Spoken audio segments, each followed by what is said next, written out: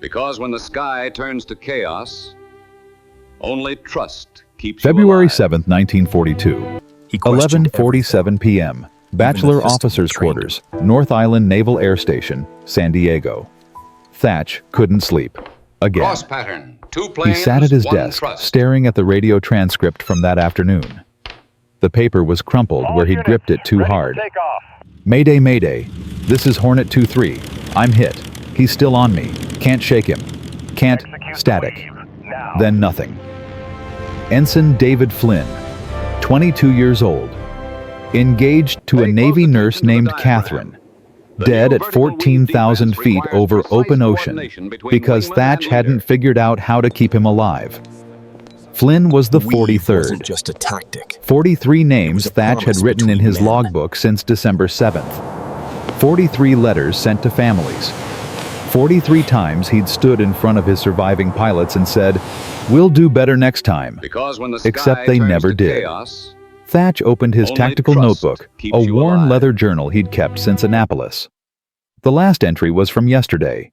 VF3 engaged 8 zeros at 1420 hours. Maintained box formation per doctrine. Results: 1. 0 damaged unconfirmed. 4. Wildcats lost. 1 returned with 73 bullet holes. Flynn did not bail out. Probable cause canopy jammed or pilot incapacitated before ditching. Below that he'd written in red ink, "Doctrine doesn't work." Someone knocked. "It's open."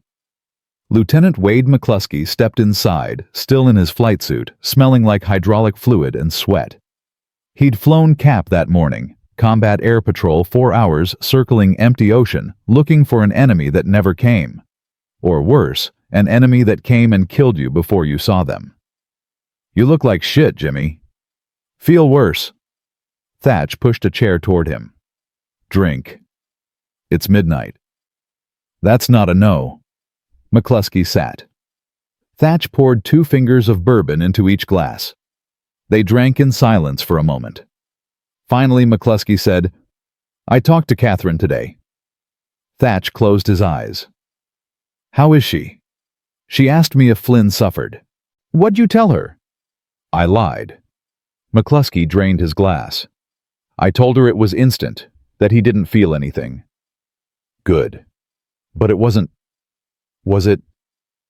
McCluskey's voice went flat. "Because I listened to the radio intercept. He was calling for help for 17 seconds before the line went dead. 17 seconds is a long time to burn." Thatch refilled both glasses. McCluskey leaned forward. "Jimmy, I've been flying for 8 years. I've seen crashes, engine failures, midair collisions. But I've never seen pilots this scared. Yesterday, Brewer told me he's writing a letter to his wife every morning before he flies, because he doesn't think he'll come back. He's 24 years old, and he's writing goodbye letters." "I know." "Do you..." McCluskey's voice cracked. "Because since PAC's new directive says we're supposed to avoid prolonged engagement with enemy fighters. That's not tactics, Jimmy. That's surrender. We're running, and they're still killing us." Thatch stared at his glass. "What do you want me to say?" "I want you to tell me there's a way to fight back." "There isn't." "Bullshit." McCluskey slammed his hand on the desk. "You're the smartest tactical mind in this squadron. You've been running combat analysis since Wake Island. So tell me, is there any way we can beat these sons of bitches, or should I just start writing my own goodbye letters?" Thatch didn't answer immediately. Instead, he pulled out a folder marked Restricted Zero Analysis and dropped it in front of McCluskey. "Read." McCluskey opened it. Inside were technical specifications, kill reports, translated Japanese pilot manuals, and gun camera footage stills. The first page showed a simple comparison chart. F4F Wildcat versus A6M 0 metric. Wildcat 0 max. Speed 308 mph, 331 mph. Climb rate 265 feet/min, 100 feet/min. Turn radius 820 feet, 610 feet. Service ceiling 34, 900 feet, 38, 500 feet. McCluskey scanned the numbers, then looked up. We lose in every category. Everyone that matters for dogfighting. Thatch pointed to the bottom of the page. The only advantages we have are dive speed armor protection and heavier guns. But those don't help when you're in a turning fight at 15,000 feet. So what do? We don't turn with them. We tried that. They chase us down. Then we don't run either. McCluskey frowned. You just said we can't turn and we can't run. So what do we just sit there and die politely? Thatch stood and walked to the chalkboard mounted on his wall. He picked up a piece of chalk and drew 2 aircraft symbols, simple triangles with wings. Standard Fighting 4 formation. He drew 4 triangles in a tight box. What happens when Zeros attack? They bounce us from above. We try to maintain formation. They pick us off one by one. Right. Because our formation assumes mutual support means staying close together. Thatch drew several enemy triangles diving from above. But close formation means low speed. And low speed against Zeros means death. Death. Thatch circled one of the friendly triangles. So what if we change the geometry? How? Thatch erased the box formation and drew 2 triangles side by side spaced wider apart. Then he drew curved arrows showing them crossing paths. 2 aircraft. They don't stay in formation. They weave. Crisscross patterns. If a Zero gets on my tail, he drew an enemy triangle behind one friendly. I turned toward my wingman. He's coming the opposite direction. The Zero has to choose break off or fly into my wingman's guns. McCluskey stared at the diagram. That's insane. Why? Because you're flying toward each other, in combat, with limited visibility. That's how you get midair collisions. Or that's how you survive. Thatch tapped the board. The Zero's advantage is maneuverability in a turning fight. But this isn't a turning fight. It's a crossing fight. The Zero can't use its turn radius because it's flying into a closing geometry. And we don't need to outturn it, we just need to survive long enough for the crossover shot. McCluskey stood and walked closer to the board. He studied the diagram for a long moment. Has anyone ever tried this? Not in combat. Has anyone ever tried this in training? No. Jesus Christ, Jimmy. McCluskey rubbed his face. You're asking pilots to fly toward each other at 300 miles per hour while people are shooting at them. I'm asking pilots to trust their wingman more than they fear the enemy. And if they screw up the timing, they die. Thatch met his eyes. But Wade, they're already dying. 43 in 3 months. At this rate, we'll have lost the entire squadron by summer. So you tell me, would you rather die following doctrine that doesn't work, or die trying something that might? McCluskey was quiet for a long time. Finally, he said, You really think this could work? I think it's the only chance we have. SyncPack will never approve it. Then we don't ask SyncPack. McCluskey turned sharply. You're talking about ignoring orders. I'm talking about a training exercise. Thatch's voice stayed calm. 4 aircraft, intercept drills. We practice the weave pattern. If it works, we document it and submit results. If it doesn't work, nobody needs to know we tried. And if someone gets killed testing your theory. Thatch didn't flinch. Then I write another letter. The room fell silent. Outside, someone was running a pre-dawn engine test. The sound of a Pratt & Whitney R1830 radial roared and then settled into a steady growl. McCluskey exhaled slowly. When? Tomorrow. 0600 hours. You, me, O'Hare, and Brewer. O'Hare's a kid. O'Hare's the best natural pilot I've ever seen. He's been flying Wildcats for 2 weeks. Then he doesn't have any bad habits to unlearn. Thatch picked up 2 matchsticks from his desk and held them up. This is what we're working with, Wade. 2 sticks. 2 pilots. They cross, they protect each other, they survive. It's that simple. Nothing in war is simple. You're right. Thatch set the matchsticks down carefully, forming an X. But sometimes the simplest idea is the one nobody thought to try. February 8, 1942. 5:53 a.m. Flight line North Island, NAS. The pre-dawn air was cold and smelled like aviation fuel. Thatch stood beside his Wildcat number 13 because he wasn't superstitious and watched his 3 pilots arrive. Lieutenant Edward Butch O'Hare was first. 23 years old, broad-shouldered with the kind of easy smile that made people trust him immediately. He'd transferred from the Enterprise 2 weeks ago with a reputation aggressive, creative, and completely fearless. "Morning, Skipper." O'Hare grinned.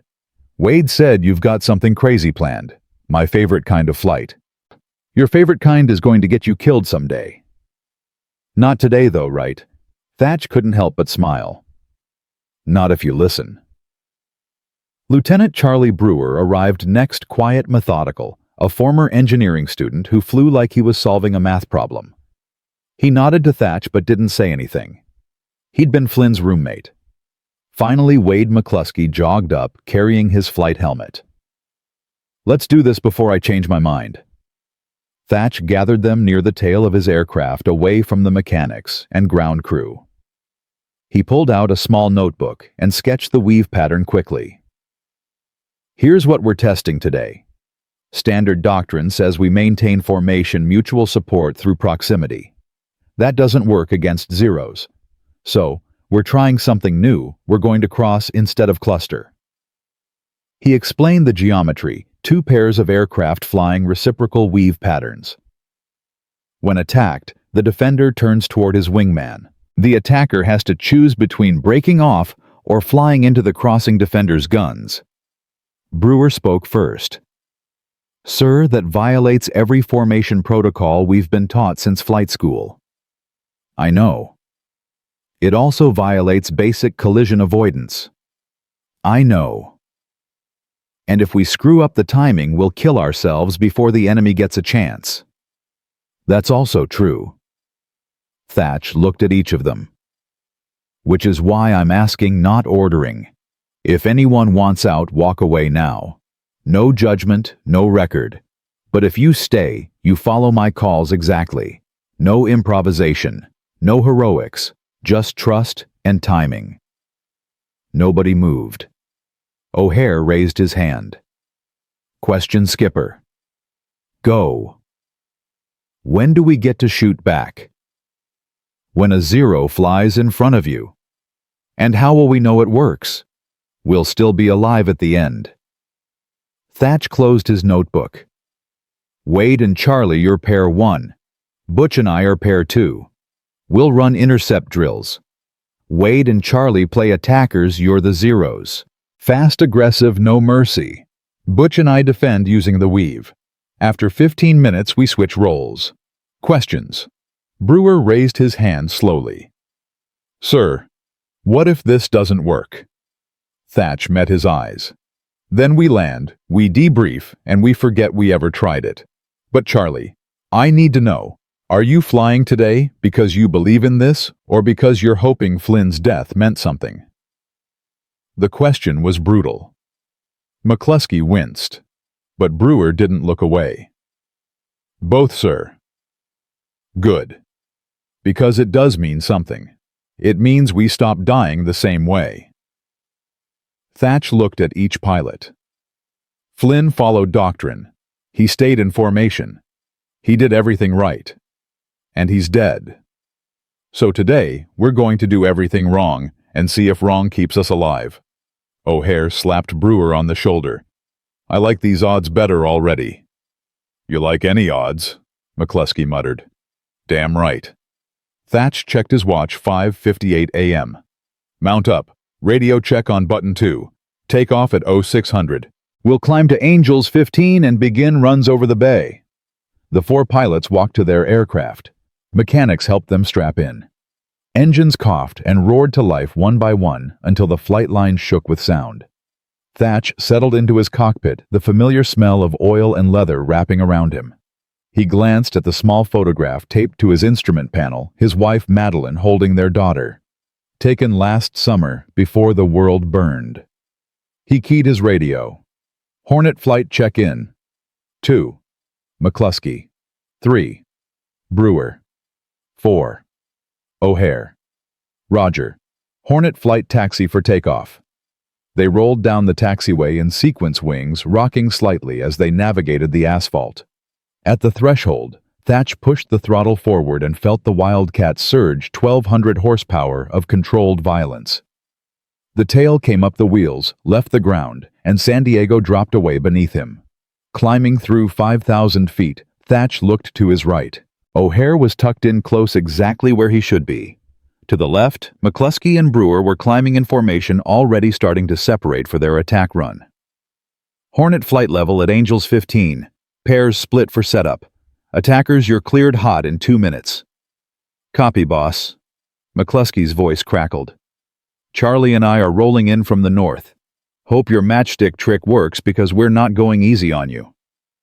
Wouldn't expect anything less. Thatch turned to O'Hare. Butch, here's how this works. When they dive on us, I'm going to call weave left or weave right. That's your cue to turn toward me hard and fast. We'll cross paths. If they're chasing you, I'll take the shot. If they're chasing me, you do the same. Trust your 6 o'clock, I've got it. You just focus on the cross. Roger that, Skipper. One question. Go. What if they come in from 2 directions at once? Thatch smiled grimly. Then we find out if 2 matchsticks can burn twice as bright. McCluskey's voice cut in. Hornet 1 bandits inbound. High 6 o'clock diving fast. Thatch craned his neck. 2 Wildcats playing zeros screaming down from 18,000 feet in a textbook bounce attack. This was it. Butch, stay loose. When I call it, turn into me, not away. Copy. The attackers closed to 1,000 yards. 800, 600. Thatch watched them in his mirror. McCluskey was leading, locked onto Thatch's tail. Brewer was splitting wide, setting up for a secondary pass on O'Hare. 400 yards. Weave right now. Thatch yanked the stick hard right. O'Hare broke left. They knifed toward each other, 2 Wildcats converging at a combined closing speed of over 600 miles per hour. For one terrifying second, Thatch saw O'Hare's propeller spinning directly in front of him, too close. Way too close. Then they flashed past each other, missing by less than 50 feet, and McCluskey, committed to his dive, flew directly through the crossing point. Thatch pulled his nose up, tracking. If this were real, McCluskey would be dead. A 2-second burst deflection shot, no way to miss. Hornet 2, you're dead, Thatch called. McCluskey swore over the radio. Jesus Christ, that actually worked. Again, Thatch ordered. Charlie, you're up. Attack Butch. Wade, reset and try a different angle.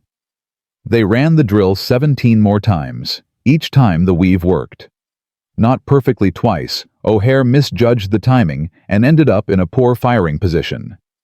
Once Thatch nearly collided with Brewer during a particularly aggressive cross, but every single time the attacker either had to break off or flew into a shooting solution for the defender's wingman. By the time they landed at 0730, all 4 pilots were drenched in sweat despite the cold. They gathered on the flight line helmets off, breathing hard. Brewer spoke first. I don't believe it. We didn't get a single clean kill. McCluskey nodded slowly. Every time I committed, your wingman was there. It's like flying into a trap. O'Hare was grinning like a madman. Skipper, that was the most beautiful, ugly thing I've ever flown. It felt wrong the whole time, but it worked. Thatch looked at the 3 of them. So we're agreed this isn't a fluke. It's not a fluke, McCluskey said. But Jimmy, you realize what you've done here, right? You've just invalidated 2 decades of fighter doctrine. Good. That doctrine was killing us. CNXPAC's not going to approve this without testing. Then we test it. More drills. Different scenarios, 4 on 4, 6 on 6. We document everything, submit results, and let the data speak. Brewer hesitated. Sir, what if they say no anyway? Thatch picked up 2 matchsticks that had fallen from his pocket during the flight. He held them up, crossed them, and looked at his pilots. Then we do it anyway. Because I'm not writing any more letters to mothers and wives explaining why their sons and husbands died following orders that didn't work. He paused. Flynn deserved better. They all did. And if this, he held up the matchsticks, is the only thing standing between us and 43 more names in my logbook, then we're using it. With or without permission. O'Hare stepped forward. I'm in. Brewer nodded. Me too. McCluskey sighed, but he was smiling. You're going to get us all court-martialed, Jimmy. Better than getting us all killed. February 9th, 1942, 2:14 p.m. SyncPack Headquarters, Pearl Harbor.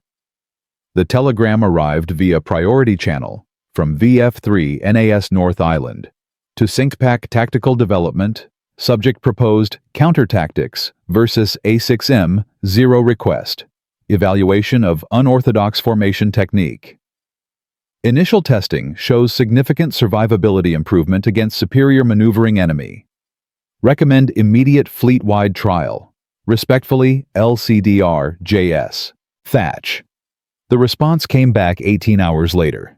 Proposed tactics deemed too high risk for operational use. Recommend continued adherence to established doctrine. Further testing not authorized at this time. Thatch read it twice, then crumpled the paper and threw it across the room. O'Hare, sitting in the corner, asked quietly, So what now, Skipper? Thatch stared out the window at the flight line where mechanics were prepping Wildcats for the next day's patrol. Now. He turned back. Now we keep training. And when we get our chance in combat, and we will get our chance, we show them what 2 matchsticks can do. Because somewhere in the Pacific, the Japanese were preparing for their next offensive. And John Thatch had just invented the one thing that might stop them. He just didn't have permission to use it yet. 3 weeks passed. No authorization came. No approval. Just silence from Pearl Harbor and a growing list of casualties from the Pacific Fleet. Thatch kept training anyway. Every morning at 05:30, before official flight operations began, 4 Wildcats would lift off from North Island and disappear over the ocean. No flight plans filed. No observers. Just 4 pilots practicing something the Navy had officially decided didn't exist. O'Hare called them matchstick drills. The name stuck. By February 28th, they'd run the weave pattern 127 times. O'Hare kept count in a small notebook he carried in his flight suit, marking each successful cross with a small X. On the inside cover, he'd written, Flynn, 43 names, never again. But the rest of the squadron didn't know what they were doing. Officially, Thatch's morning flights were logged as navigation training or radio communication exercises. Lies that kept them flying. McCluskey hated the secrecy. We should be teaching this to everyone, he told Thatch after one session. Every pilot in the fleet needs to know this. They will, Thatch said, when we prove it works in combat. And if we don't get the chance, then 43 becomes 50, then 100. Then we lose the war because we were too proud to try something new. That conversation happened on March 3rd. By March 4th, everything changed. The orders came through at 1400 hours. VF3 was being transferred to the USS Lexington Carrier Air Group reassignment, effective immediately. They were shipping out in 72 hours, destination classified mission parameters, classified, expected duration, indefinite. O'Hare found Thatch in the ready room, staring at the deployment notice. Skipper, you see this. I saw it. They're sending us out without approving the weave.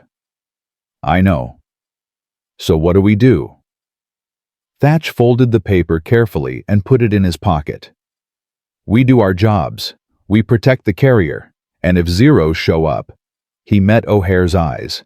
We use what we know works. That's insubordination. That's survival. Thatch stood. Call a meeting. All pilots. 1800 hours. Hangar 3. What are you going to tell them? The truth. 22 pilots showed up that evening. Thatch stood in front of them next to a chalkboard where he'd drawn the weave pattern in white chalk. Most of the pilots looked confused. A few looked suspicious. Lieutenant Commander Paul Ramsey, the senior pilot. After Thatch spoke first. Jimmy, what is this? We've got 72 hours before we ship out, and you're calling secret meetings. This isn't secret anymore. Thatch tapped the board. This is how we're going to stay alive when we meet Zeros in combat. Murmurs rippled through the group. Ramsey frowned. We have established doctrine for fighter combat. Formation integrity, mutual support through. Formation integrity got Flynn killed. Thatch's voice cut through the room like a blade. It got Lopez killed, and Hennessy, and Chen, and 39 others in the last 4 months. So yes, Paul, we have doctrine, and it doesn't work. The room went silent. Thatch continued. For the last 3 weeks, Lieutenant O'Hare, Lieutenant McCluskey, Lieutenant Brewer and I have been testing an alternative approach. We call it the Thatch Weave. It's a coordinated crossing pattern that uses geometry instead of maneuverability to counter the Zero's advantages. He explained it quickly.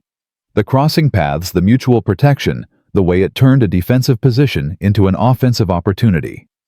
As he talked, he drew diagrams, showed angles, explained timing. When he finished, nobody spoke for a moment. Then Ensign Robert Dismukes raised his hand. He was 19 years old, fresh from Pensacola, and he'd been in the squadron for exactly 11 days. Sir, you said you've tested this 127 times. Correct. And it worked every time. Not every time. We had failures, timing errors, positioning mistakes. But we learned from them. And in the last 43 runs, we haven't had a single kill get through. Another pilot, Lieutenant James Flatley, stood up. Commander, I flew in the Philippines before evacuation. I've faced Zeros. They're faster, they climb better, they turn inside anything we've got. You're telling me this? He gestured at the board. This crisscross pattern stops them. I'm telling you it gives us a chance, which is more than doctrine gives us right now. Flatley considered this. Have you submitted this to CNCPAC? Yes. And they rejected it, deemed too high risk for operational use. The room erupted. Voices overlapped. They rejected it. Why are we even talking about this then? We can't use unauthorized tactics. We also can't keep dying. Ramsey held up his hand for silence. When the room quieted, he looked at Thatch with something between respect and concern. Jimmy, I understand what you're trying to do. But if CNCPAC said no, and we use this anyway, we're violating direct orders. That's a court-martial offense. I know. You could lose your commission. I know. So why are you doing this? Thatch walked to the front row where Flynn's empty seat remained. Nobody had sat there since January 30th. He put his hand on the backrest. Because David Flynn died following orders, and I'm not going to watch any more of you die the same way. He looked around the room. Gentlemen, I'm not ordering anyone to use the weave. If you want to fly by the book, that's your right. But if you want to learn something that might bring you home alive, O'Hare and I will be in Hangar 3 every morning at 0500 for training. No records, no official logs, just pilots teaching pilots how to survive. He turned to leave, then stopped. One more thing. In 72 hours, we'll be on the Lexington heading into combat. When you're at 15,000 feet with a zero on your tail, and your fuel gauge dropping, and your radio crackling with Mayday calls, you'll have a choice: trust doctrine or trust your wingman. He paused. I know which one I'm choosing. Thatch walked out. For a moment, nobody moved. Then O'Hare stood, picked up his helmet, and followed Thatch into the night. One by one, others stood too. McCluskey, Brewer, Dismukes, Flatley. By 0500 the next morning, 17 pilots showed up for training. March 6, 1942, 18:20 hours. USS Lexington, departing San Diego. The carrier was massive, 888 feet long, displacing 43,000 tons when fully loaded. Standing on the flight deck as they pulled away from Port Thatch, felt the enormity of what they were sailing into. The Pacific was no longer just water and islands. It was a graveyard. Since December 7th, the Japanese had conquered the Philippines, Guam, Wake Island, Hong Kong, Malaya, Singapore, and most of the Dutch East Indies. American forces were retreating on every front, and the Zero, that elegant deadly machine, had destroyed nearly every aircraft it encountered. O'Hare joined him at the rail, watching San Diego disappear into the haze. "You think we'll see action?" "We'll see Zeros," Thatch said. "Question is whether we're ready." 17 pilots learned the weave in 3 days, Skipper. That's pretty damn good. 17 out of 54. Thatch's voice was flat. The other 37 are still flying by the book. Maybe they'll change their minds when the shooting starts. Or maybe they'll die before they get the chance. O'Hare didn't respond to that. Instead, he pulled out his small notebook, the one with 127 X's, and added another line. March 6, 1942. 17 believers, 37 skeptics, 0 casualties so far. He closed the book and looked at Thatch. "Skipper, can I ask you something?" "Go ahead." "What if we're wrong? What if the weave doesn't work in real combat? What if someone dies because we taught them to fly toward each other instead of away?" Thatch was quiet for a long time. When he finally spoke, his voice was barely audible over the wind and engines. "Then I live with it, just like I live with Flynn." He turned to O'Hare. "But Butch, I'd rather live with a mistake I made trying to save lives than a mistake I made following orders that killed people. At least one way I tried." Dud. March 10, 1942. 0943 hours, 250 miles northeast of Rabaul. The call came over the radio at exactly 0943, Lexington Air Group. "This is home plate. Multiple bogies inbound bearing 270 Angels. 18 estimated 20-plus contacts. Launch fighters, repeat launch fighters." Thatch was in his cockpit before the announcement finished. Around him, flight deck crews scrambled. Wings unfolded. Engines coughed to life. The deck boss waved frantically, directing aircraft into launch position. O'Hare's plane was next to his. Through the canopy, Thatch could see him grinning. Actually grinning, like this was the best day of his life. The deck boss gave the launch signal. Thatch shoved the throttle forward. The Wildcat surged, pinning him back against his seat. The carrier deck blurred past 900 feet, 800, 700, and then he was airborne, climbing hard into the morning sky.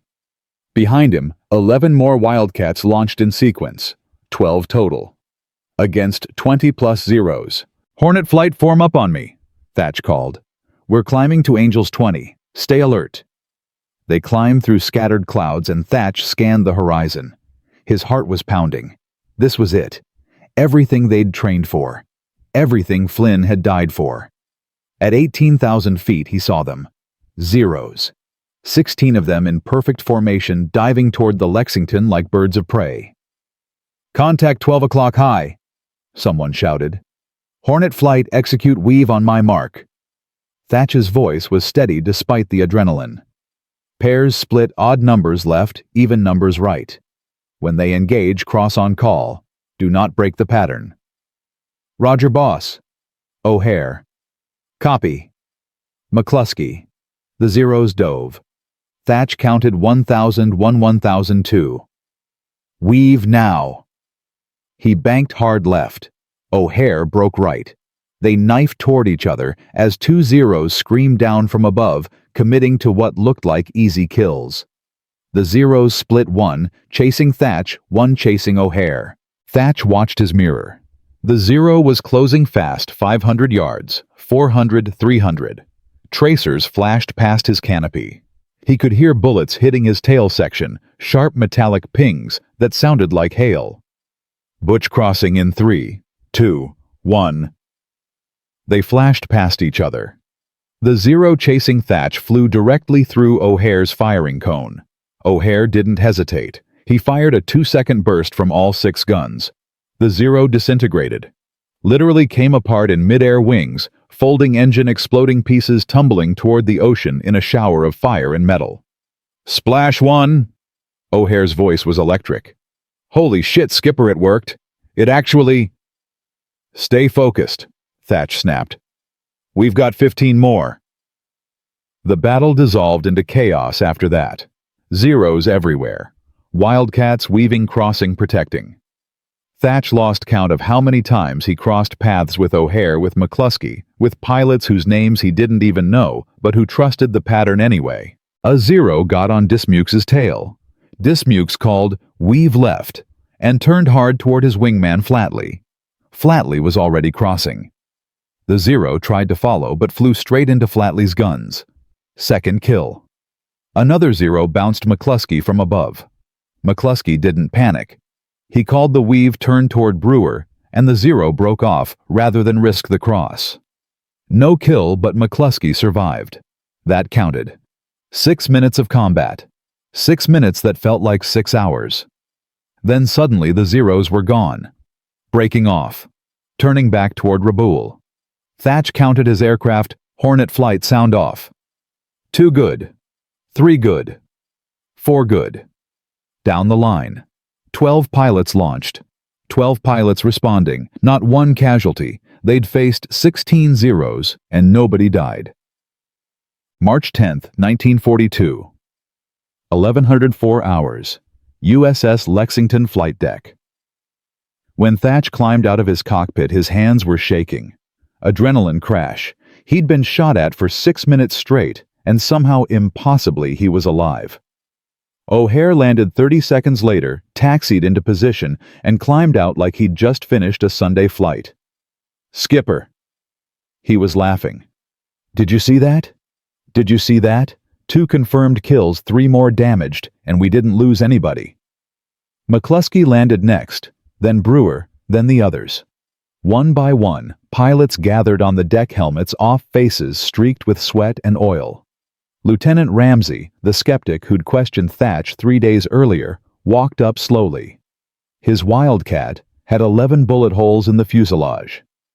"Commander," he said quietly, "I was wrong." "About what?" "About the Weave. I didn't use it. I stayed in formation. A Zero got on my tail, and I couldn't shake him." Ramsey's voice cracked. "If Dismukes hadn't crossed and taken the shot, I'd be dead right now. Your unauthorized tactic saved my life." Thatch put a hand on his shoulder. "Paul, there's no doctrine anymore. There's only what works. You understand?" "I understand." Ramsey met his eyes.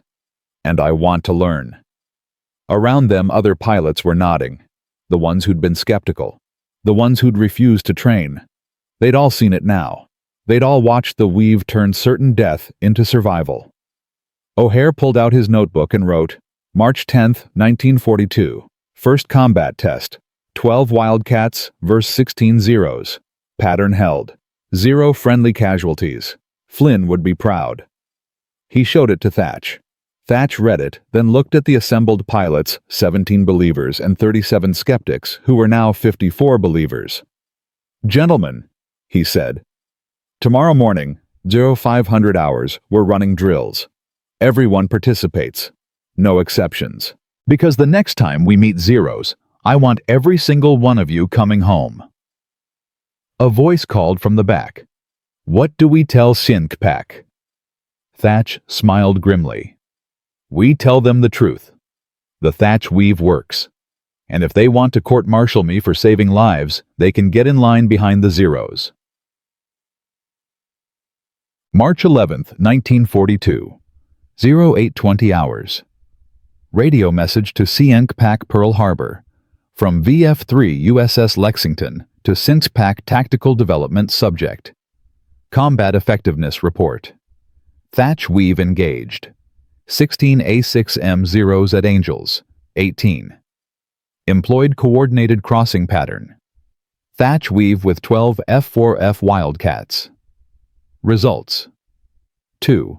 Confirmed enemy kills. 3. Probable enemy damaged.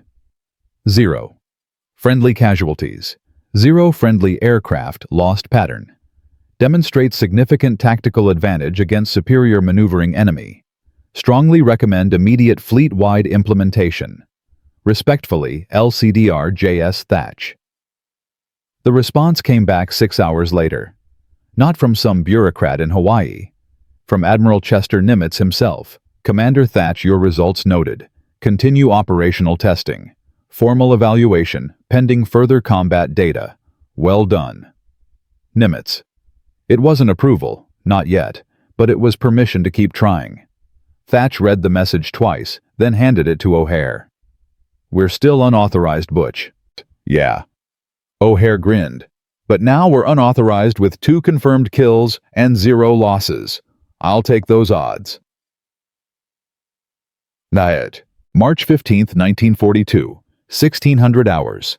Ready Room, USS Lexington.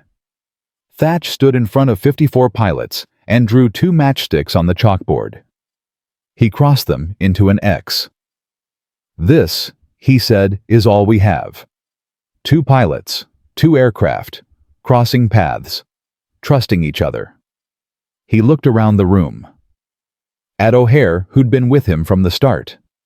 At McCluskey and Brewer, who'd taken the risk when nobody else would. At Ramsey, who'd admitted he was wrong. At Dismukes, who'd saved a skeptic's life. At Flatley, who'd learned the pattern in 3 days and used it to survive 16 zeros. The Japanese have better planes, better climb rates, better turn radius, but they don't have this. He tapped the crossed matchsticks. They don't have pilots who trust each other enough to fly toward danger instead of away from it. He paused. Flynn died because we didn't know better. But every one of us in this room now knows something the enemy doesn't. We're stronger together than they are alone. And that, he held up the chalk, that's how we win. Silence filled the room. Then O'Hare stood and saluted. One by one, every pilot in the squadron stood and saluted. Not to Thatch, to each other. To the promise that nobody else would die alone. And somewhere over the Pacific, more Zeros were being armed and fueled for missions that would test that promise again and again. But this time, American pilots had something they hadn't had since December 7th, a chance.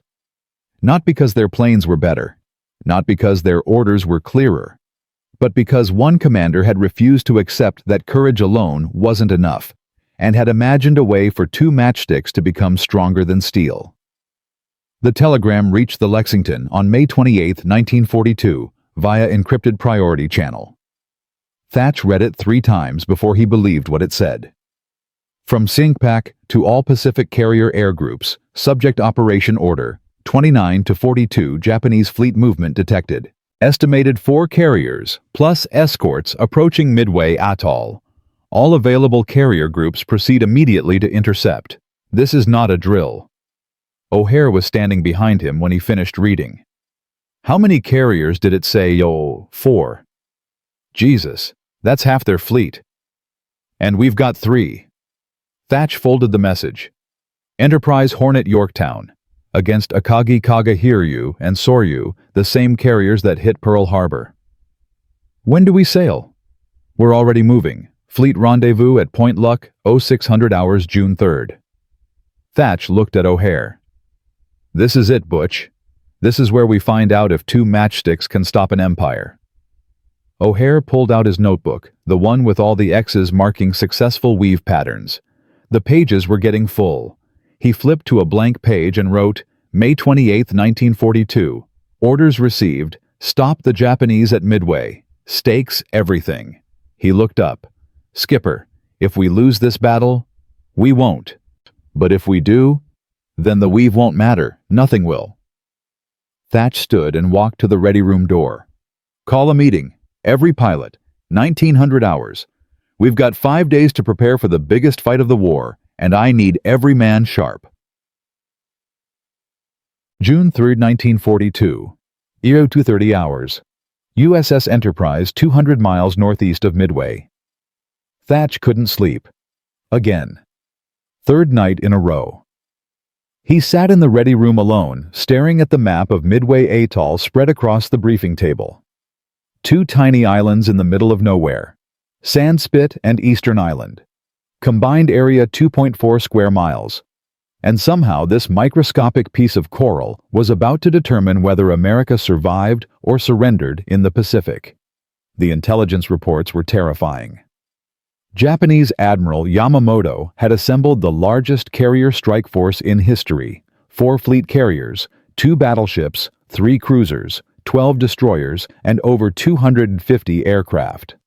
Their plan was simple: bomb Midway into submission, draw out the American fleet, destroy it, and force a negotiated peace that would leave Japan in control of the Pacific. Against this, the United States had scraped together every available ship: 3 carriers, 8 cruisers, 15 destroyers, and roughly 230 aircraft, many of them damaged, many pilots inexperienced. The arithmetic was bad. But Thatch had learned something in the last 4 months. Arithmetic didn't account for will. The door opened. McCluskey walked in carrying 2 cups of coffee. He handed one to Thatch without a word and sat down. They drank in silence for a moment. Finally, McCluskey said, "You know what's funny? 4 months ago, I thought we'd already lost the war. Everything since Pearl Harbor was just dying slowly. But now," he gestured at the map, "now, I actually think we might win this thing. Because of 3 carriers. Because of you." McCluskey met his eyes. "Because you took 2 goddamn matchsticks and turned them into a tactic that kept 54 pilots alive through 4 separate engagements. 0 casualties, Jimmy. 0. When's the last time anyone could say that about fighting zeros? We've been lucky. Luck doesn't last 4 months." McCluskey leaned forward. "What you did teaching us to trust each other more than we fear the enemy, that's not luck. That's leadership. And tomorrow, when we go up against the best pilots Japan has, that's what's going to save us." Thatch stared at his coffee. "Wade, I need to tell you something." "Go ahead." "If this goes wrong, if the weave fails, if pilots die because I taught them something untested at full scale, I need you to make sure the families know. I need them to know their sons and husbands died trying something new, not because doctrine failed them again." McCluskey was quiet for a long moment. Then he said, "Jimmy, you remember what you told me back in February. You said you'd rather live with a mistake made trying to save lives than a mistake made following orders that killed people." "I remember." "Well, I'm holding you to that, because tomorrow, win or lose, you tried. That's more than anyone else did." He stood and put a hand on Thatch's shoulder. "Now get some sleep. We've got zeros to kill in 6 hours. June 4th, 1942. 0837 hours. VF3 Ready Room. USS Enterprise. 54 pilots packed the room. Some sat, some stood. All of them were silent as Thatch walked to the front and drew 2 crossed matchsticks on the chalkboard, the symbol that had become VF3's unofficial insignia. "Gentleman intelligence confirms 4 Japanese carriers approximately 240 miles northwest of our position. Their strike aircraft launched against Midway at 0430 hours. They'll be recovering and rearming right now, which means they're vulnerable. Our job is to find them, hit them, and hit them hard before they can launch a second strike." He tapped the board. "We'll be flying escort for dive bombers from Bombing 6. Our primary mission is to protect them from zeros. Secondary mission survive." Someone laughed nervously. Thatch continued. "You all know the weave. You've trained it. You've used it in combat. Today you're going to need it more than ever, because intelligence estimates will be facing between 60 and 80 zeros over the Japanese fleet. The room went dead silent. Dismukes, the 19-year-old ensign, raised his hand. His voice cracked slightly. Skipper 60 zeros against 12 Wildcats. Those are bad odds. They're terrible odds. Thatch agreed. Which is why we're not fighting them one-on-one. We're fighting them the way we've trained pairs Weave's mutual protection. You stay with your wingman, you trust the pattern, and you come home alive. O'Hare stood. Skipper, one question. Go ahead, Butch. When we find those carriers, when we're over the Japanese fleet with every zero in their combat air patrol trying to kill us, what's the one thing we absolutely cannot do? It was a test. O'Hare was asking for the others, the ones who were scared, the ones who needed to hear it one more time. Thatch answered without hesitation. We cannot break formation, we cannot panic, we cannot abandon our wingman. Because the moment we do, we're dead. The weave only works if we trust each other more than we fear them. And if someone goes down, then their wingman stays alive and avenges them. But nobody dies alone. O'Hare sat back down, satisfied. Thatch looked around the room. At faces he'd known for months. At pilots who'd believed in him when headquarters didn't. At kids like Dismukes who were too young to die but old enough to fight. One more thing, Thatch said quietly. Some of you won't come back today. That's the reality of war. But if you don't come back, I need you to know you died protecting something bigger than yourself. You died so Midway survives, so the fleet survives, so America survives. He paused. Flynn died before we learned how to fight back. But you, all of you, you know how. So make it count. The ready room speaker crackled. All pilots man your aircraft. Launch in 15 minutes. Repeat launch in 15 minutes. Pilots started filing out. Some shook hands. Some prayed. Some just walked in silence, faces set ready for what came next. O'Hare stopped at the door and looked back at Thatch. Skipper, you comin'? Right behind you. June 4th, 1942. 09:52 hours. 18,000 feet approaching Japanese carrier fleet.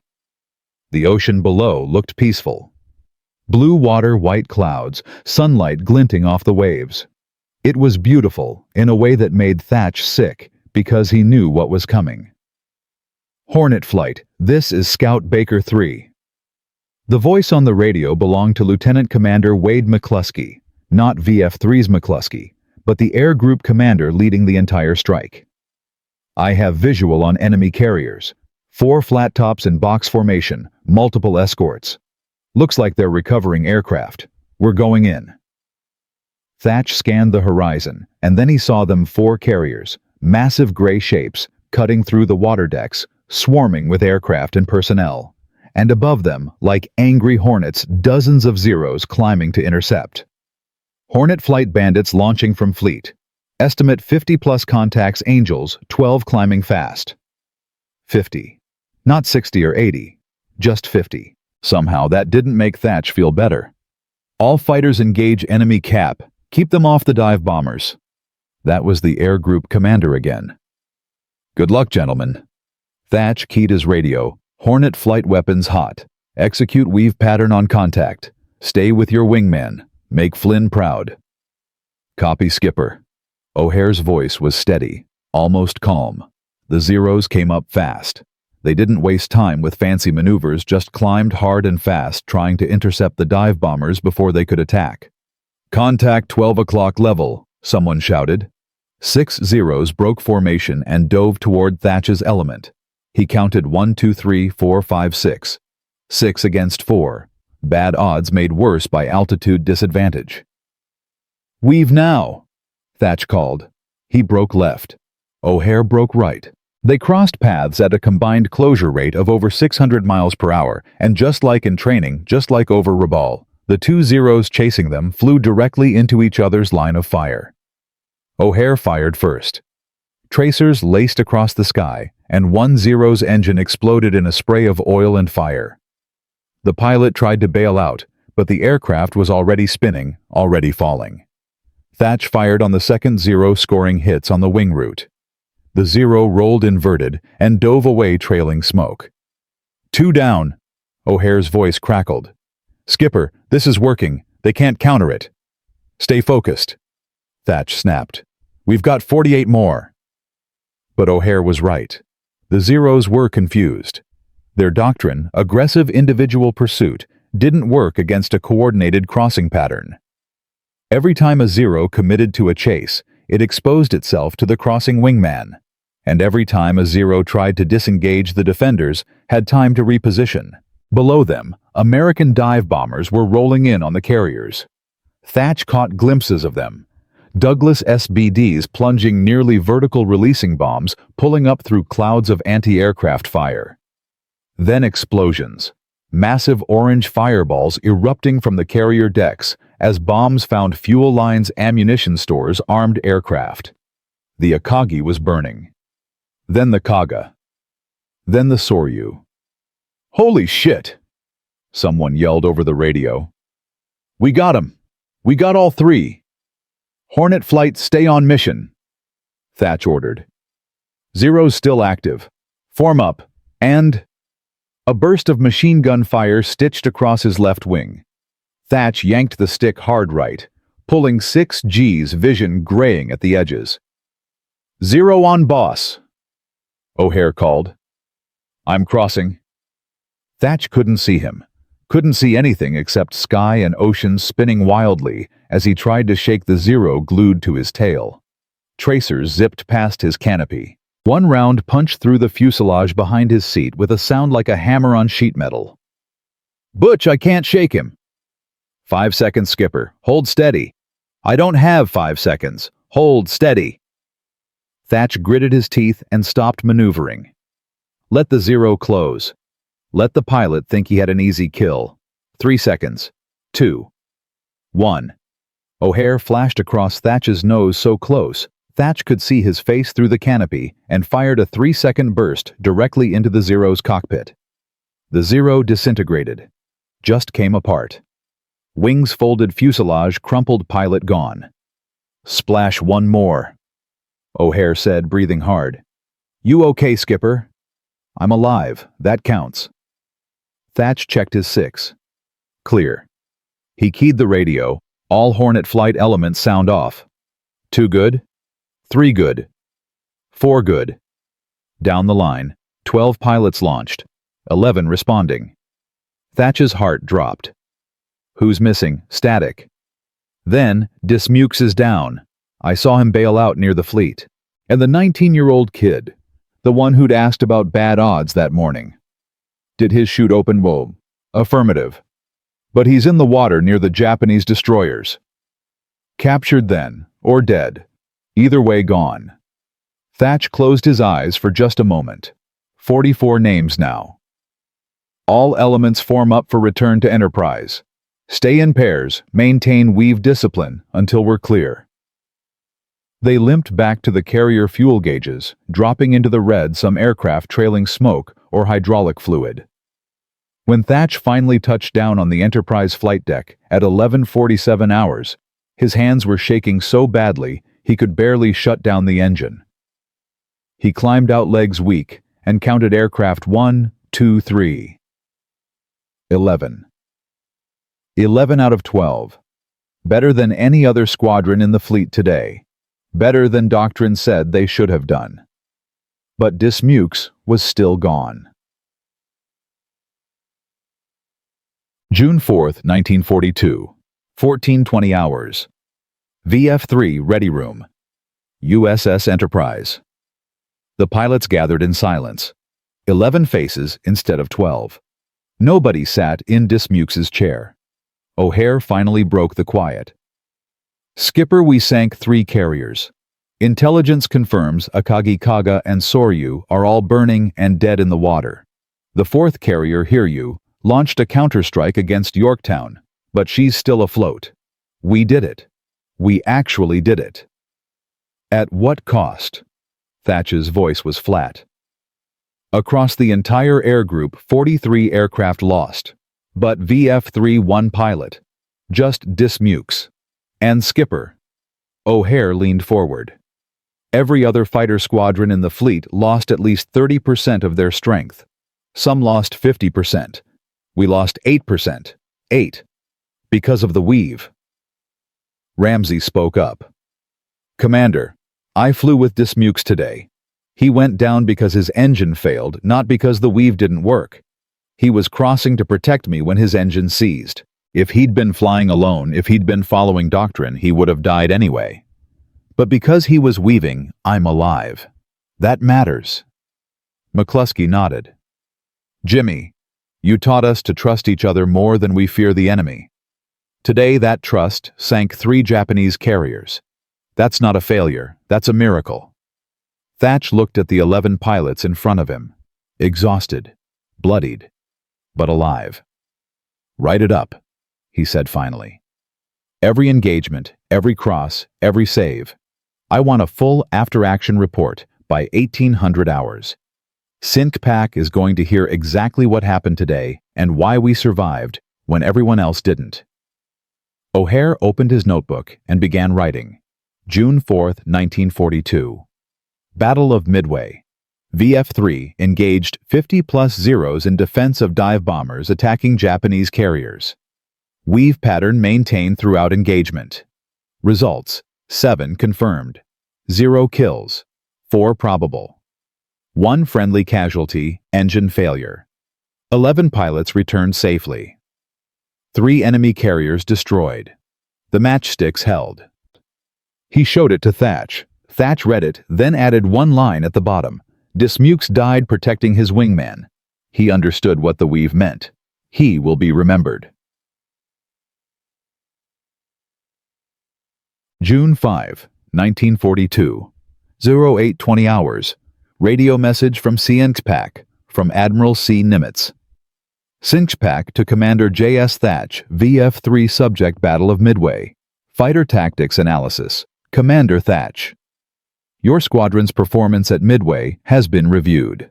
8% casualty rate against overwhelming enemy fighter opposition represents extraordinary tactical innovation. Effective immediately. Thatch Weave is approved for fleet-wide implementation. All carrier air groups will receive training in this technique within 30 days. Your unauthorized testing saved lives today. Well done. Nimitz. Thatch read it twice. Then he walked out onto the flight deck where his pilots were inspecting battle damage on their aircraft. He held up the message. Gentlemen, it's official. The Weave is now Navy doctrine. A cheer went up. Pilots slapped each other on the back. Someone opened a bottle of bourbon that had been hidden in a tool locker. O'Hare walked over, grinning. Skipper, you did it. You changed the war. We did it, Thatch corrected. 54 pilots who trusted each other more than they trusted a manual. What happens now? Thatch looked out at the Pacific, still vast, still dangerous, still full of zeros. But now, American pilots had something they didn't have before, a way to fight back. Now, Thatch said, now we teach every pilot in the fleet. Because Flynn deserved better, Dismukes deserved better, and the next 1,000 pilots who face zeros deserve a chance. He pulled out 2 matchsticks carried in his pocket since February and held them up crossed into an X. 2 pieces of wood, he said quietly. That's all we had. And it was enough. Because in the sky over Midway, where courage alone should have been a death sentence, 2 matchsticks had proven stronger than steel. Not through superior technology, not through overwhelming force, but through trust training and the simple revolutionary idea that together we survive what alone would kill us. But revolutions in warfare never go unanswered. 3 weeks after Midway intelligence reports began arriving at Pearl Harbor, Japanese pilots were adapting. They'd studied wreckage from downed Wildcats, interrogated captured pilots, analyzed American radio intercepts. By late June 1942, they knew about the Weave. And they were developing counters. Thatch read the first report on June 29th, sitting in the same ready room where he'd drawn 2 matchsticks on a chalkboard 4 months earlier. The document was marked secret and stamped with red ink, immediate action required. Intelligence summary. 42, 167. Japanese tactical adaptation to USN fighter weave pattern. Analysis of recent engagements indicates enemy pilots now employing multi-axis attacks specifically designed to overwhelm coordinated crossing patterns. New tactics include 1. Simultaneous attacks from 3 or more vectors. 2. Vertical separation high-low bracket. 3. Extended pursuit to force fuel exhaustion. 4. Targeting single aircraft to force premature weave initiation. Preliminary casualty data suggests 15 to 20% increase in losses when facing adapted enemy tactics. Thatch read it 3 times. Then he crumpled it and threw it across the room. O'Hare, who'd been cleaning his sidearm in the corner, looked up. Bad news. They figured it out. Figured what out? The weave. The Japanese know how it works now, and they're learning to beat it. O'Hare set down his weapon and walked over. He picked up the crumpled report, smoothed it out. Read it. His expression darkened. How bad? 3-axis attacks, high-low brackets. They're trying to force us into positions where the weave doesn't work, where we can't cross because enemies are coming from too many directions at once. So what do? We adapt faster than they do. Thatch stood and walked to the chalkboard. He drew 2 crossed matchsticks. The weave then added 3 more aircraft symbols attacking from different angles. If they're coming from 3 directions, we need 3-dimensional thinking, not just lateral crosses. Vertical coordination. You mean up and down? Exactly. One pair maintains the horizontal weave. The second pair operates vertically, one high, one low. When the enemy attacks from multiple vectors, the vertical pair covers the angles the horizontal pair can't. He sketched it quickly. It's more complex, requires better communication. But if we can pull it off... The ready room speaker crackled. Commander Thatch, report to air operations immediately. Thatch and O'Hare exchanged glances. This can't be good, O'Hare muttered. June 29, 1942, 1445 hours. Air operations, USS Enterprise. Captain Arthur C. Davis stood behind a map table covered with aerial photographs and intelligence reports. He was 46 years old, career Navy, and he'd been skeptical of the Thatch Weave from the beginning. He'd only approved its use after Midway made the results undeniable. Now he looked tired. Commander Thatch. Davis didn't look up from the maps. I assume you've read the intelligence summary. Yes, sir.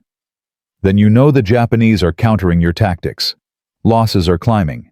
Yesterday, VF-6 lost 4 aircraft over the Solomons using the weave against a coordinated zero attack. 4 pilots dead because they trusted a pattern that didn't work anymore. Thatch kept his voice level. Sir, the weave still works against conventional attacks. What we're seeing is tactical evolution. The enemy adapted. Now we need to adapt again. With what? Davis finally looked up. Commander, we've got 3 carriers operational in the entire Pacific. The Saratoga is in dry dock. The Wasp just arrived and her air group is green. We don't have time for experimentation. We need pilots alive, not testing theories.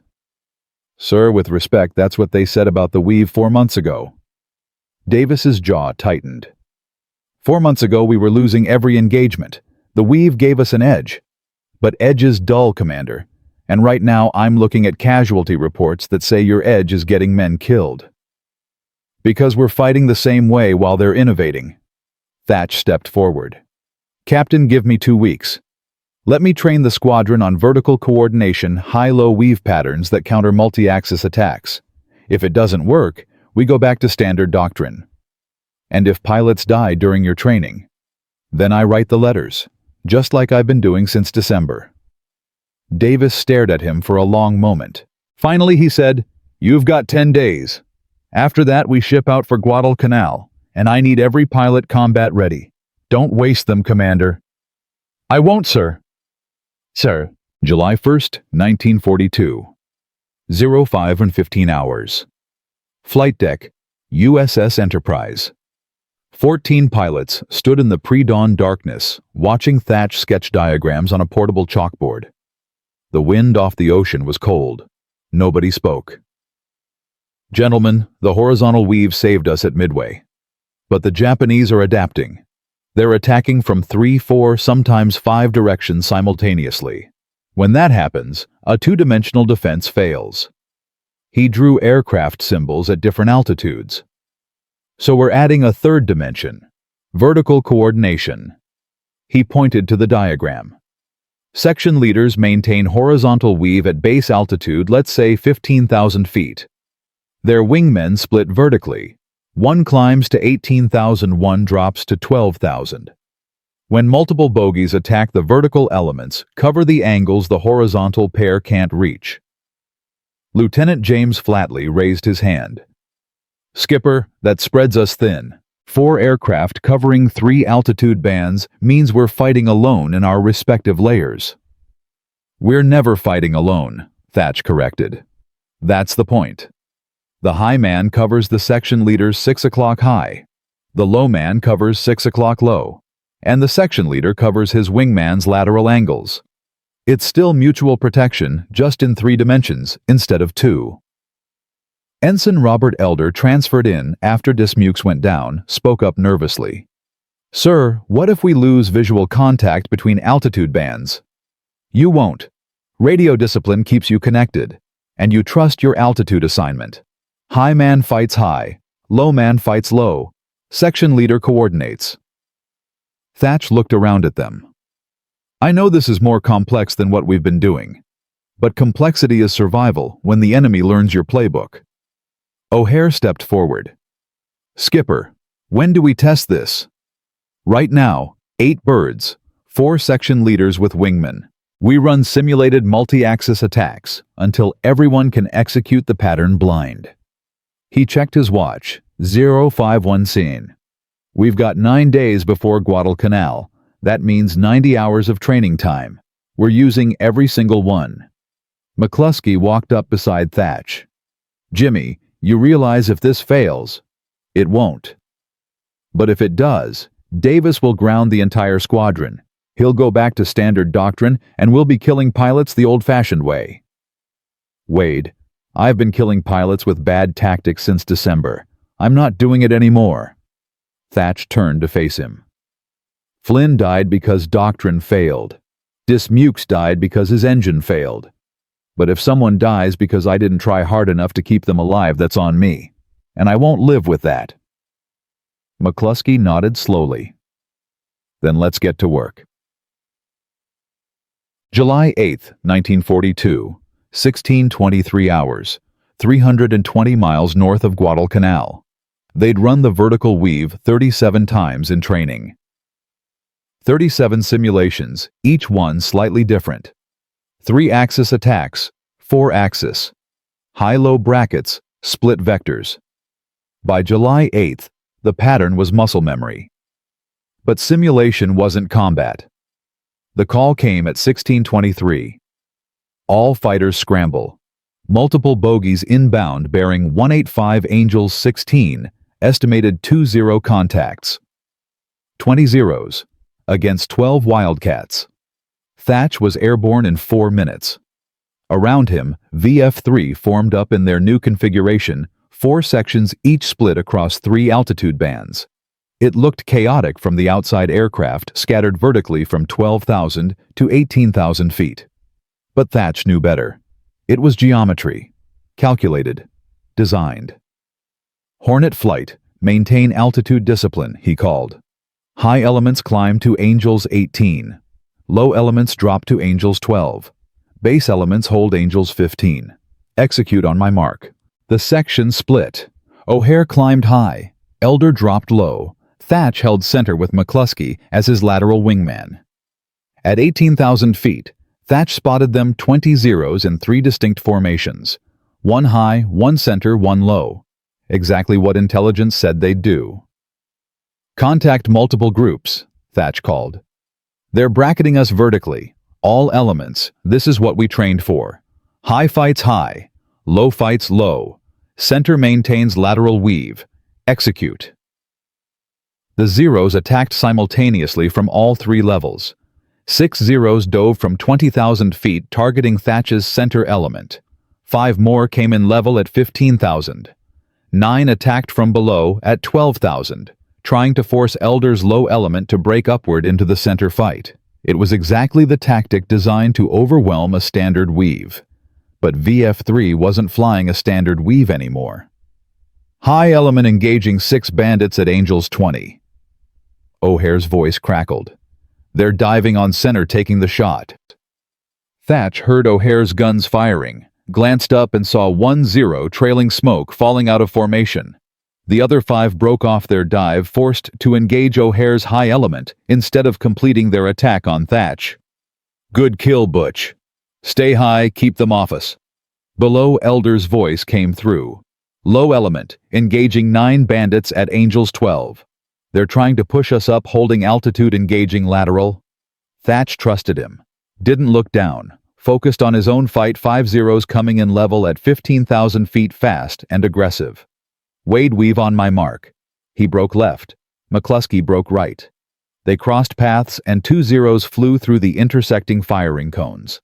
McCluskey got 1 wing folded aircraft spinning. Thatch damaged another engine trailing oil. Splash 1, boss, McCluskey called. But the other 3 zeros didn't break off. They split 2 going high after O'Hare, 1 diving toward Elder. They're fragmenting, Flatley's voice. Trying to isolate elements. All sections maintain altitude discipline, Thatch ordered. Do not chase vertically. Let them come to you. It was counterintuitive.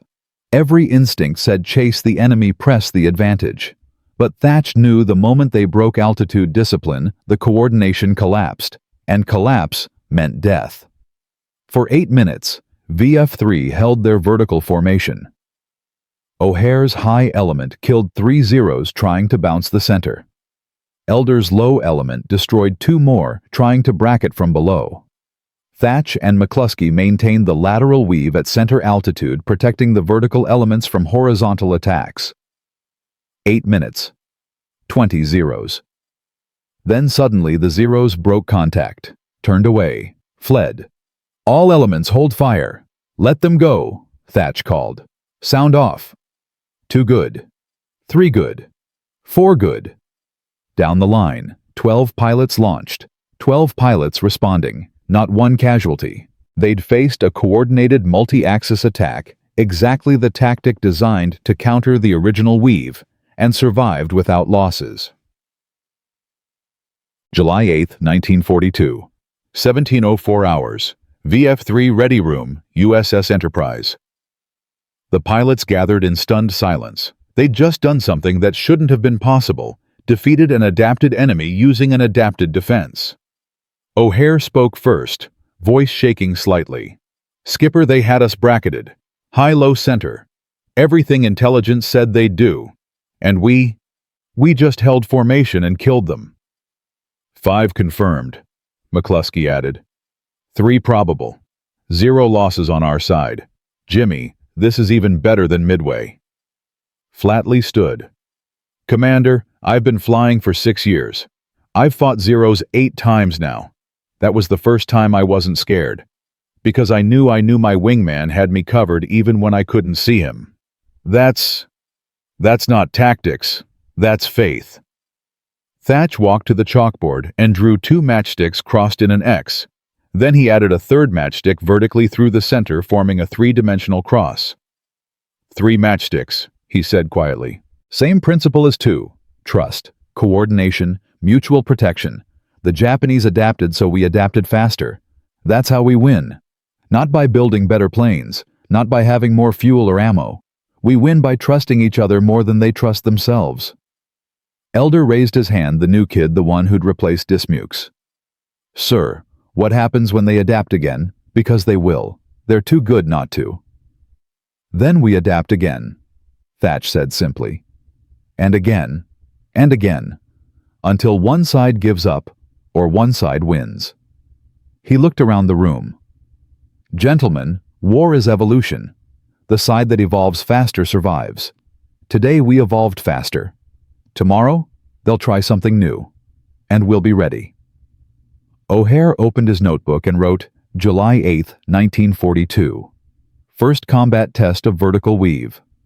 12 Wildcats, versus 20 zeros employing multi-axis tactics. Pattern held. 0 friendly casualties. 5 confirmed enemy kills. Evolution continues. He looked up at Thatch. "Skipper, you know what this means, right?" "What?" "Means the matchsticks are still burning, and the Japanese can't blow them out." July 9th, 1942. 08:20 hours. Encrypted message from SyncPack from Admiral C. Nimitz to Commander J.S. Thatch, VF-3 Subject Tactical Innovation. Vertical Weave Commander Thatch. Your July 8th engagement results reviewed. 0 casualties against numerically superior force. Employing adapted tactics demonstrates continued effectiveness of coordinated defense doctrine. Effective immediately vertical weave approved for fleet-wide implementation. All carrier air groups to receive training within 21 days. The enemy adapted. You adapted faster. Well done. Nimitz. Thatch read the message to his assembled pilots that afternoon. When he finished, nobody cheered, nobody celebrated. Instead, O'Hare stood and walked to the chalkboard where the 3 crossed matchsticks remained. He stared at them for a long moment. "You know what's crazy, Skipper? 4 months ago, we were losing 4 pilots for every 0 we killed. Now we're killing 5 zeros without losing anyone. That's not just tactics. That's a miracle." "It's not a miracle," Thatch said. "It's you. All of you. Trusting each other when everything in your training said to trust yourself." McCluskey spoke up. "Jimmy, how many pilots have we saved total since February?" Thatch pulled out his tactical notebook, the leather journal he'd kept since Annapolis. He flipped through pages of notes, diagrams, after-action reports. Finally, he found what he was looking for, a running tally he'd been keeping since the first matchstick drill. Based on fleet-wide casualty rates before and after Midway, accounting for weave adoption across all carrier air groups, he did the math quickly. Approximately 240 pilots who would have died following standard doctrine are still alive because they learned the weave. The room went silent. 240 lives. 240 letters he didn't have to write. 240 mothers and wives and children who still had someone coming home. Elder's voice cracked slightly. "Sir, that's more people than live in my hometown." "Then think of it this way, Ensign. Your hometown still exists because we figured out how 2 matchsticks could cross in the sky." Thatch closed his notebook. "Flynn was number 43. Dismukes was 44.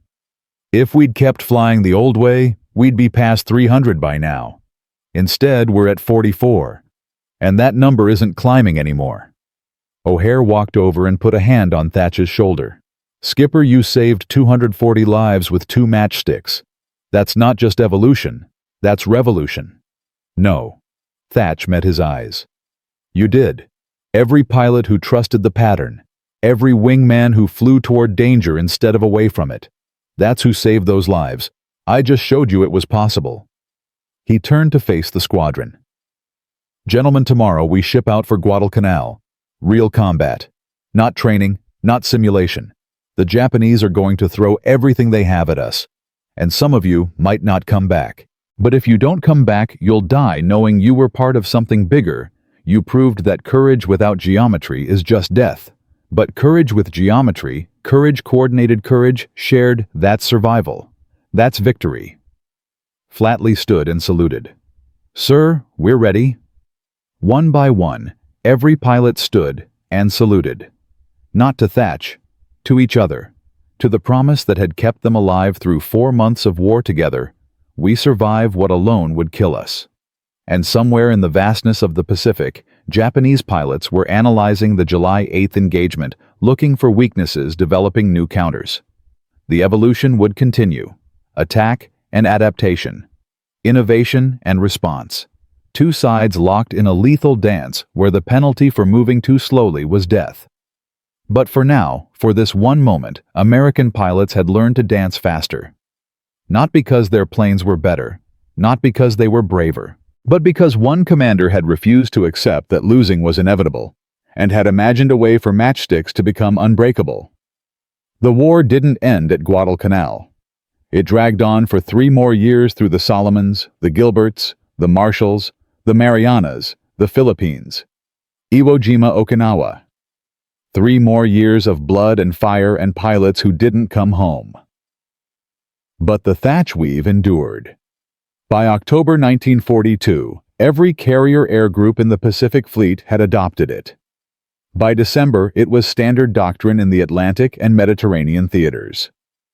By 1943, Army Air Force fighter squadrons in Europe were teaching modified versions to counter German tactics.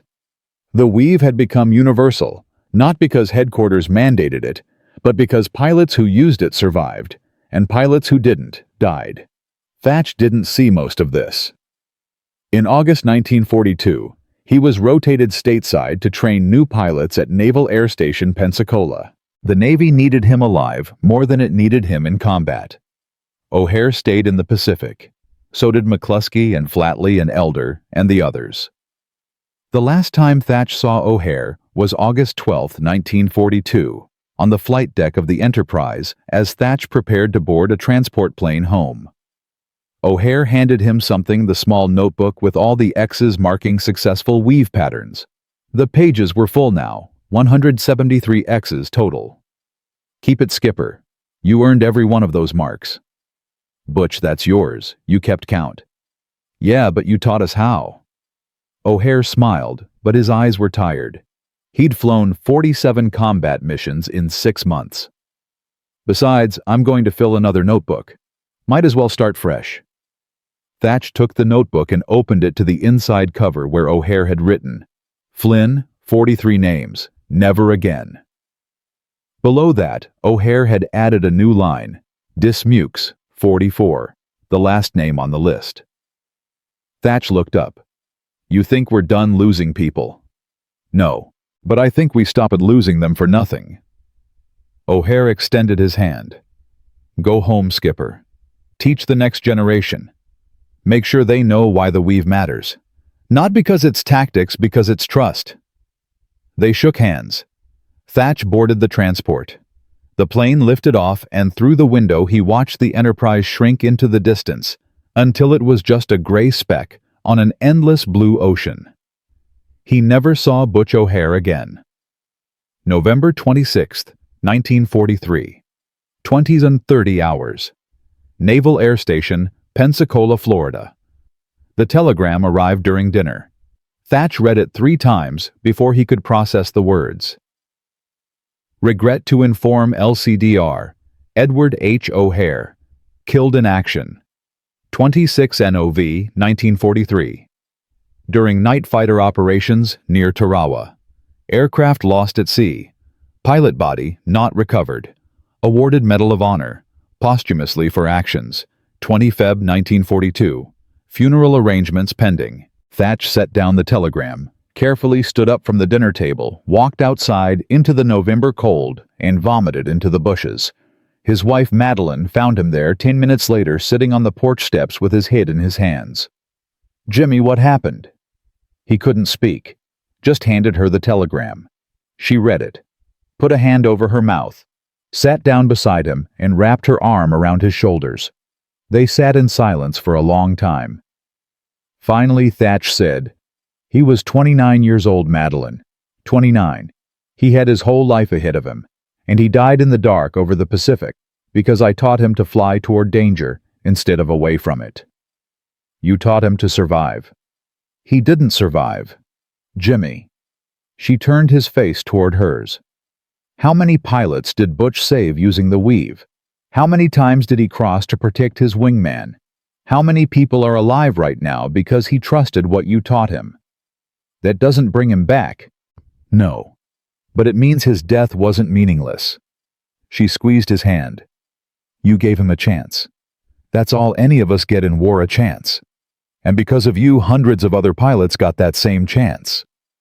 Thatch pulled out O'Hare's notebook from his jacket pocket. He'd carried it every day since August 1942. Opened it to the last page where O'Hare had written, Dismukes, 44, the last name on the list. Below that, in his own handwriting, Thatch added, O'Hare, 45. The one who taught me that courage and geometry are the same thing. He closed the notebook and looked at Madeline. I have to go back. Back where? To the Pacific. To the fleet. I can't sit here teaching while they're still dying out there. Jimmy, you're 41 years old. They won't send you back to combat. Then I'll find another way to help. He stood. Butch died protecting his wingman during a night intercept. That means we don't have good tactics for night fighting yet, so I'm going to develop them. I'm going to make sure no more pilots die in the dark because we didn't think hard enough about how to keep them alive. Madeline looked at him for a long moment. Then she nodded. Okay. But promise me something. What? Promise me you'll come home when it's over. Because I can't lose you too. I promise. September 2nd, 1945. 0902 hours. USS Missouri, Tokyo Bay. The war ended on the deck of a battleship. Thatch stood among the assembled officers as General Douglas MacArthur signed the Japanese instrument of surrender. Around him, admirals and generals who'd spent 4 years fighting an empire that had seemed unstoppable on December 7, 1941. But it had been stopped. Not easily, not quickly, and not without cost. 52,000 American pilots and aircrew had died in the war. 52,000 names. 52,000 letters to families. But it could have been worse. Intelligence estimates suggested that without tactical innovations like the Thatch Weave casualties would have been 70 to 80,000, which meant 20 to 30,000 pilots were alive because someone had figured out how to make 2 matchsticks cross in the sky. After the ceremony, Admiral Chester Nimitz found Thatch on the deck rail, staring out at Tokyo Bay. Commander Thatch. Thatch saluted. Admiral? At ease. Nimitz stood beside him. I wanted to thank you personally. For what, sir? For refusing to accept that we'd already lost. Nimitz gestured toward the Japanese delegation leaving the Missouri. 4 years ago, they had better planes, better pilots, and they'd just destroyed half our Pacific fleet. Every tactical analysis said we couldn't win a war of attrition against the Zero. But you didn't accept that analysis. You found a way. I lost 45 pilots finding it, sir, and saved thousands more. Nimitz turned to face him.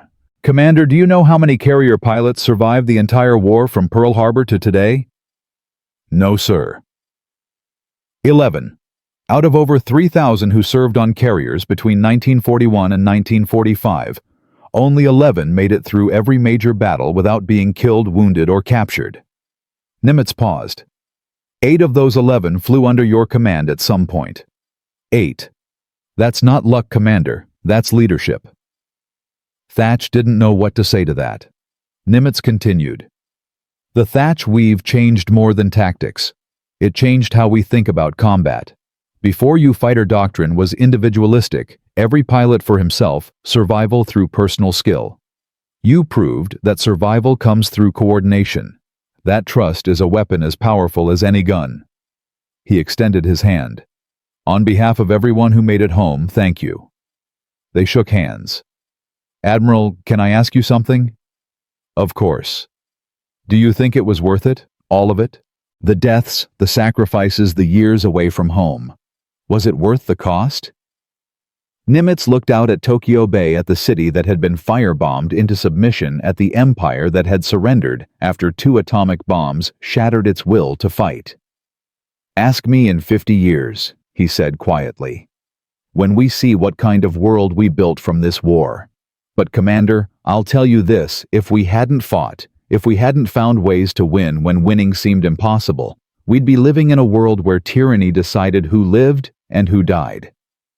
So yes, I think it was worth it. Not because war is good, but because some things are worth fighting for. November 11th, 1958. Naval Aviation Museum, Pensacola, Florida. 13 years after the war ended, they dedicated a memorial. Not a statue, not a monument, Just a simple display, 2 wooden matchsticks crossed in an X preserved under glass with a brass plaque that read, "The Thatch Weave, developed by Commander John S. Thatch, 1942." A tactical innovation that transformed defensive fighter operations and saved thousands of lives during World War II. Trust is survival. Thatch attended the dedication ceremony. He was 54 years old now, retired from active duty teaching aeronautical engineering at a university. His hair had gone gray. His hands weren't as steady as they used to be. But he remembered. After the ceremony, a young pilot couldn't have been more than 22, approached him nervously. "Commander Thatch, sir. I'm Ensign Michael Carey. I just finished flight school." "Congratulations, Ensign." "Sir, I wanted to thank you. My father was Lieutenant Henry Carey. He flew with you at Midway." Thatch's memory sparked. "Hank Carey, good pilot, solid wingman." "He's still alive, sir. 62 years old, running a hardware store in Ohio. And he's alive because you taught him the weave." The young man's voice cracked slightly. "He told me when I enlisted, whatever they teach you about tactics, remember that your wingman is more important than your guns. That's what John Thatch taught me, and that's why I came home." Thatch didn't trust himself to speak for a moment. The ensign continued. "Sir, they're teaching the weave in flight school now. Not just the horizontal version, vertical coordination, multi-axis defense, all of it. Every pilot in the Navy learns it. We call it the Thatch. And before every training flight, our instructor makes us recite the principle." "What principle?" The young man straightened to attention and recited, "Courage without coordination is death. Coordination without trust is failure. Trust without practice is hope. But practice with trust and coordination, that's survival. That's victory. That's the Thatch." Thatch felt something break inside him. Something he'd been holding together for 16 years, since Flynn died, since Dismukes went down, since O'Hare was killed in the dark over Tarawa. "Ensign, can I tell you something?" "Yes, sir." "I didn't invent the weave to win battles.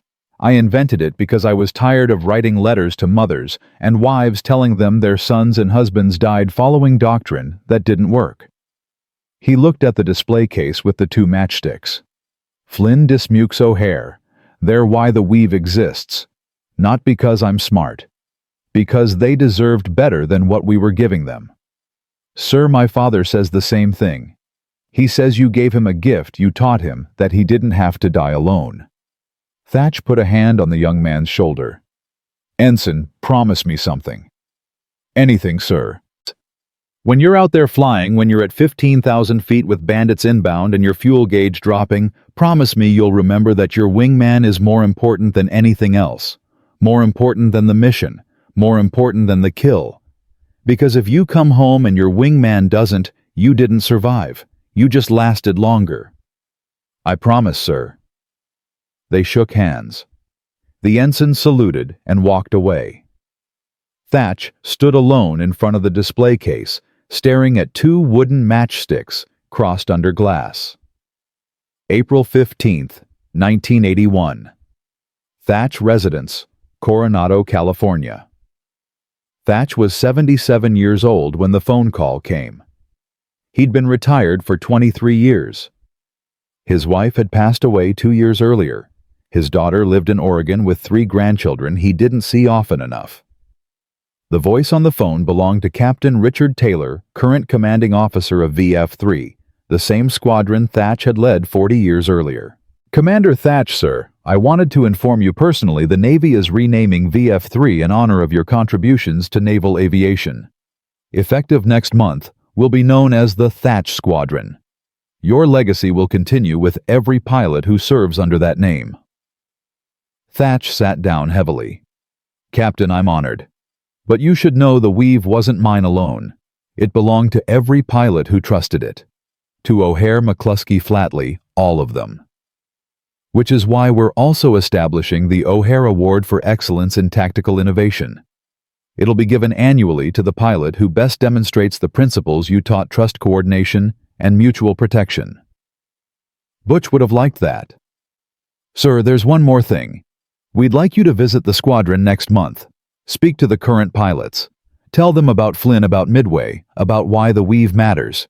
Would you be willing to do that? Thatch thought about Flynn, the 43rd name. About Dismukes, the 44th. About O'Hare, the 45th. About the 2,000 pilots who'd learned the Weave and survived because of it. Yes, Captain. I'd be honored. May 20th, 1981. VF3, Ready Room Naval Air Station, Miramar, California. 32 pilots sat in the ready room. Young faces, eager eyes, some of them barely old enough to drink legally. They wore flight suits with patches that read VF3, Thatch Squadron, and below that, Trust is Survival. Thatch stood at the front of the room feeling every one of his 77 years. He'd prepared remarks, written notes, rehearsed what he wanted to say. But when he opened his mouth, the prepared speech vanished. Instead, he said, "My name is John Thatch. 40 years ago, I watched a 22-year-old pilot named David Flynn die because I didn't know how to save him. He followed doctrine. He did everything right, and he died anyway." The room went silent. That night, I picked up 2 matchsticks and started playing with an idea. What if pilots didn't fight alone? What if they protected each other through geometry instead of just skill? What if trust was a tactic? He walked to the chalkboard and drew 2 crossed matchsticks, the same diagram he'd drawn in February 1942. This is what saved us. Not better planes, not more fuel. Just 2 pilots who trusted each other enough to fly toward danger instead of away from it. He turned to face them. "Gentlemen, some of you will see combat in your careers, some won't. But all of you will face moments when courage alone isn't enough, when the enemy is faster, smarter, more experienced. And in those moments, you'll have a choice, trust yourself or trust your wingman." He paused. Flynn trusted himself. He died. O'Hare trusted his wingman. He lived through 47 combat missions before he was killed protecting someone else. And every single pilot who learned the Weave and used it, every single one, had a better chance of coming home than the pilots who didn't. A young lieutenant raised his hand. "Sir, what was it like teaching something nobody believed in?"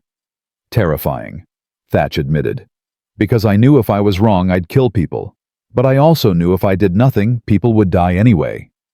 So I chose action over paralysis, innovation over doctrine, trust over fear." He looked around the room. "That's what I'm asking from you. When you're faced with an impossible problem, don't accept that it's impossible. Find 2 matchsticks, cross them, see what happens." Another pilot spoke up. "Sir, do you ever regret it? The pilots who died testing your tactics." "Every day," Thatch said without hesitation. "Flynn, Dismukes, O'Hare. I think about them constantly. But Ensign, I'll tell you what. I don't regret. I don't regret trying. Because the alternative was watching thousands die following doctrine that didn't work. So yes, I carry the weight of the 45 names I lost. But I also carry the weight of the 2,000 names I saved. And that weight," his voice broke slightly, "that weight is why I'm still here. To make sure you understand that their deaths meant something. That Flynn's death created something that kept other pilots alive. That's legacy. That's memory. That's why we remember." The room stayed silent for a long moment. Then every pilot stood and saluted. Not to Thatch. To the 2 matchsticks on the chalkboard. To Flynn and Dismukes and O'Hare. To every pilot who'd trusted the Weave and survived. To everyone who'd died protecting their wingman. Thatch saluted back, tears streaming down his face. April 15th, 2001. Arlington National Cemetery, Virginia. John Smith. Thatch died at age 97. He'd lived long enough to see the Cold War end, to see naval aviation transform from propeller-driven fighters to supersonic jets, to see pilots who'd never heard of Zeros still learning the Thatch Weave in flight school. 300 people attended his funeral. Pilots from 3 different generations. Some had flown with him during World War II. Some had learned from him at Pensacola. Some had never met him, but knew his name because they'd studied his tactics. At the graveside, they didn't bring flowers. They brought matchsticks. Hundreds of them. Each person placed 2 matchsticks on his coffin, crossed in an X, until the wood was covered with tiny wooden crosses. Captain Richard Taylor, now an admiral retired, gave the eulogy. John Thatch taught us that courage is not enough, that survival requires imagination, that trust is the most powerful weapon in any arsenal. He took 2 matchsticks and changed the way we think about combat, not because he was a brilliant strategist, but because he refused to accept that good people had to die for bad reasons. Taylor paused, looking at the matchsticks covering the coffin. In 1942, the American military was losing 4 pilots for every enemy fighter we destroyed. By 1943, that ratio had reversed. We were destroying 2 enemy fighters for every pilot we lost. By 1945, the ratio was 5-to-1 in our favor. That shift, that transformation, saved an estimated 20,000 to 30,000 American lives. And it started with 2 matchsticks and a commander who cared more about bringing his pilots home than following doctrine. He looked at the assembled crowd. Today, every fighter pilot in every branch of the American military learns some version of the Thatch Weave. We call it different names now: mutual support tactics, coordinated defense wingman protocol. But the principle remains: trust your wingman more than you fear the enemy, because together you survive what alone would kill you. Taylor picked up 2 matchsticks from the coffin and held them up crossed. John Thatch once told me, "I didn't invent the weave to win wars. I invented it so pilots could come home." Well, sir, his voice broke. Because of you, thousands of pilots did come home. Thousands of families stayed whole. Thousands of lives were lived that otherwise would have ended at 22 or 29 or 34. He placed the matchsticks back on the coffin. "Fair winds and following seas, Commander. And thank you for teaching us that 2 matchsticks properly crossed are stronger than steel." Today, in ready rooms across the United States Navy, young pilots still learn the Thatch Weave on their first day of fighter training. They practice crossing patterns until muscle memory takes over. They recite the principle, "Trust is survival." Most of them have never heard of David Flynn or Robert Dismukes or Butch O'Hare. They don't know about the 45 names John Thatch carried for 60 years. They don't know about the 2 matchsticks crossed on a desk in San Diego in February 1942. But they know how to protect their wingman. They know how to turn fear into coordination. They know how to survive what should kill them.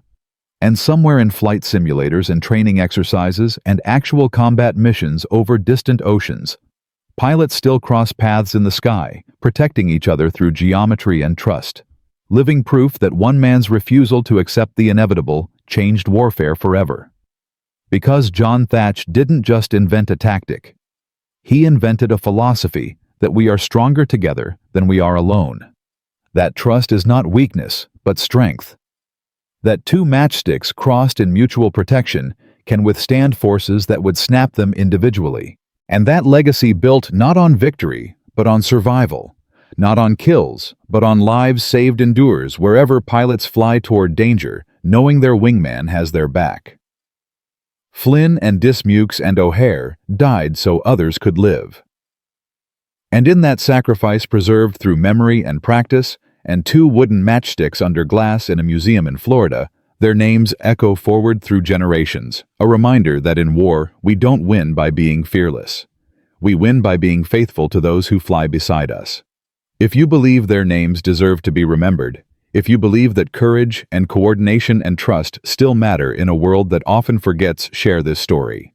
And in the comments below, write one name, a person who taught you that together we survive what alone would destroy us.